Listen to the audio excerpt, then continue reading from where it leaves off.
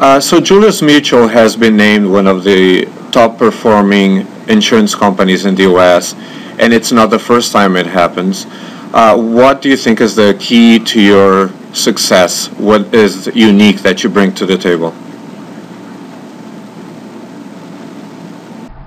Carlos, I believe the most important thing about our success has been that we've been in this business of insuring jewelry and only jewelry for nearly 100 years. And so we have focused our entire resources and knowledge base on understanding the retail, wholesaling, manufacturing of jewelry, as well as the insuring of personal jewelry, and have collected great experts in that particular space such that we have been able to outperform the industry and been one of the leading companies in the jewelry industry thus far, and hope to continue in that vein, obviously.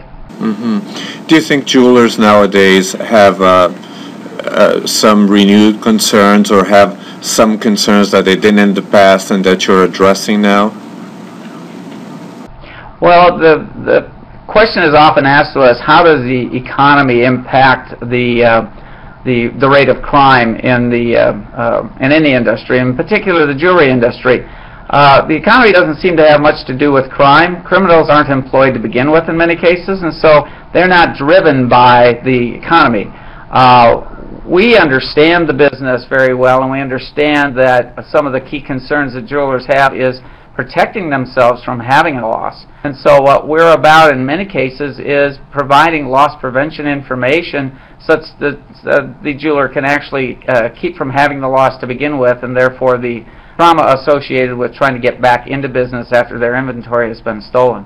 Mm-hmm. What's the importance of the Canadian market for your company? What's your positioning in the Canadian market? Well, the Canadian market is very important to us. We have been a force in the United States jewelry market for a number of years, but find that the Canadian market is really a very, very open market, an opportunity for us to expand and provide our services and products to that marketplace. There aren't a lot of companies that insure jewelry in either the U.S. or Canada, and we think that, again, being the leader in the jewelry industry, we can bring not only our expertise to that marketplace for the retailer, wholesaler, or manufacturer, but also introduce our personal lines product, whereby you, as an individual owner of jewelry, if you do have a loss, will be sent back to the jeweler that you bought the jewelry from, and therefore that jeweler will have a continued symbiotic relationship with his insurance company or her insurance company, their customer, and our customer at the same time. And we want to build that symbiotic relationship with our commercial as well as our personal lines customers. Mm-hmm. What are the next steps for your company? Where do you plan taking it? Well, one of the major initiatives that we're undertaking right now is complete replacement of our technical infrastructure. We want to be much more easier to do business with, much more accessible in terms of the information that both our distribution system as well as our policyholders can gain at any time of the day or night.